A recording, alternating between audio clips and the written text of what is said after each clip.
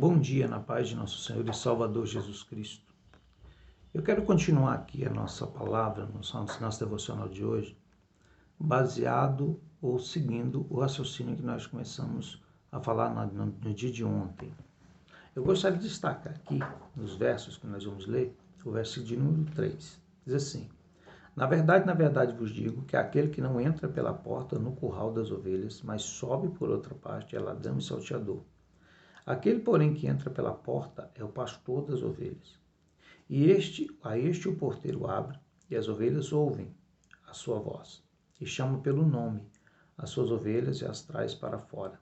E quando tira para fora as suas ovelhas, vai adiante delas, e as ovelhas o seguem, porque conhecem a sua voz.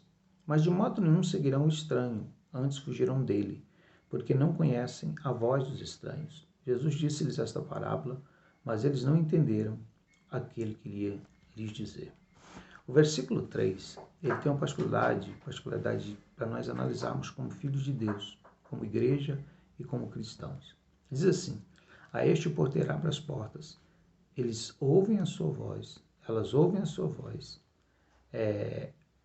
A este o porteiro abre, as ovelhas ouvem a sua voz e chama pelo nome. Você já pensou a importância de nós sermos verdadeiras ovelhas de Deus, comportarmos-nos como tal? Fala assim, olha, o porteiro abre a porta, e o pastor entra, as ovelhas seguem o pastor.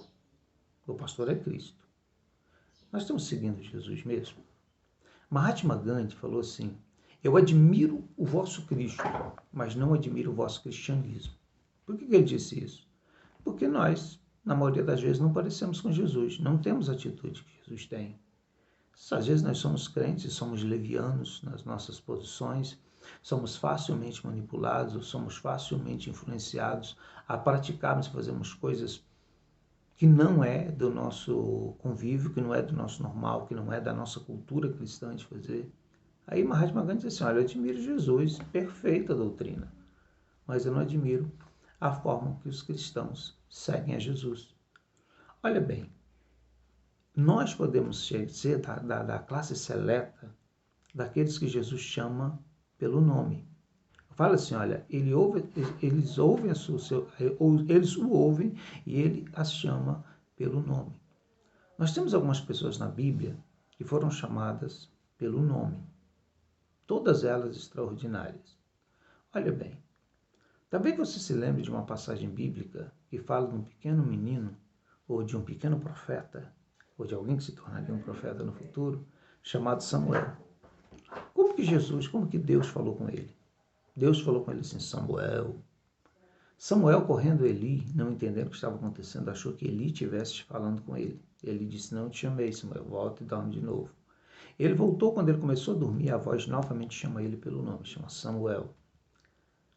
Quando ele vai a Eli, ele diz: não te chamei. Se outra vez a voz te chamar, você diga: eis-me aqui, Senhor.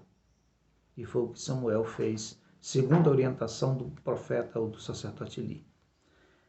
Deus, quando convocou Samuel, ele o chamou pelo nome. E nós sabemos o ministério extraordinário que Samuel teve, porque Deus tinha uma particularidade com ele. Se você achar que Deus nos vê como uma multidão simplesmente, você está enganado. Porque Deus ele nos vê como indivíduos também. Apesar de nós vivermos uma promessa para a igreja, para um grupo todo, apesar de nós sermos arrolados como igreja, mas nós temos uma particularidade com Deus. Olha bem, Samuel não tinha nem noção do que estava acontecendo com ele, mas Deus o chamou pelo nome. Vamos lembrar de outro? Quando Satanás se apresenta diante de Deus, na reunião dos filhos de Deus, Satanás estava presente, capítulo 1, capítulo 2 de Jó, vai dizer isso. Deus fez uma pergunta ao diabo, a Satanás. Perguntou assim: tu viste meu servo Jó? Olha bem, ele não falou assim: tu viste os meus servos na terra? Não, ele falou assim: tu viste meu servo Jó? Eu quero falar para você de uma particularidade, de uma amizade mais íntima, de um conhecimento pessoal que Deus tinha com esse homem chamado Jó. Olha bem, viste o meu servo Jó, homem temente e que se desvia do mal. fiel. A fidelidade de Jó fazia toda a diferença na relação homem e Deus. A sua fidelidade, o seu comportamento fazia toda a diferença entre homem e Deus. Nós hoje nos escoramos na questão da graça, porque naturalmente nós somos salvos pela graça, não tem merecimento nenhum. Mas se você analisar, teve homens que viveram uma vida tão fiel a Deus, serviram a Deus com tanta intensidade, que eles foram diferentes dos outros nas suas gerações. Olha bem, Samuel é chamado pelo nome. Jó, ele é apresentado, representado, elogiado, garantido diante de Satanás pelo nome, de forma específica. Quando Deus fala para Satanás, se ele viu Jó, ele é claro que ele é fiel. Ele é fiel porque ele tem uma família bonita, porque ele tem bens, porque ele tem saúde, ele tem uma vida boa. Deus toca em tudo que ele tem, mas não toque nele. Satanás desceu daquela reunião com muita ira, raiva, querendo provar que Jó não era o que Deus acreditava, o que Deus sabia que ele era. Satanás tocou em tudo, nos seus filhos, podemos dizer na sua família, ele tocou nos seus bens, no seu gado, nas suas lavouras, em tudo que ele possuía. Jó, ele se assenta no pó e na cinza e diz assim: Deus deu, Deus tomou. Louvado seja o nome de Deus. Capítulo 2. Satanás volta diante do trono de Deus. E Deus tem o orgulho, vou dizer assim, o orgulho de Deus. O orgulho de Deus fala assim: de onde tu vem, Satanás? Eu vim de rodear a terra e passear por ela. E Deus fala assim: tu viste meu servo Jó? De novo ele tem nome. Viste meu servo Jó? Homem fiel, temente, que se desvia do mal. Porque Deus já sabia o que ele havia feito. O diabo também sabia como tinha tocado em Jó. Mas aquilo não mudou a sua fé, aquilo não mudou o seu comportamento. Porque ter bens ou não ter bens não faria de Jó o homem fiel que ele era. Ele era fiel porque ele tinha intimidade, porque ele ouvia a voz de Deus e porque ele sabia que Deus o chamava pelo nome. Ele conhecia a intimidade e a amizade que ele tinha com Deus. E Deus novamente diz a Satanás. E Satanás novamente tenta a Jó, dizendo assim que o homem daria tudo pela própria vida. Ele vai tocar na vida, toca nele, mas não retire a sua vida. Satanás conhece Jó do alto da planta da cabeça, do alto da cabeça à planta dos pés. E Jó continua servindo a Deus, dizendo assim: eu sei que o meu Redentor vive e por fim ele se levantará sobre a terra. Que tal se nós lembrássemos de Davi, que Deus diz assim: achei Davi homem segundo o meu coração. Você sabe qual a maior virtude de Davi?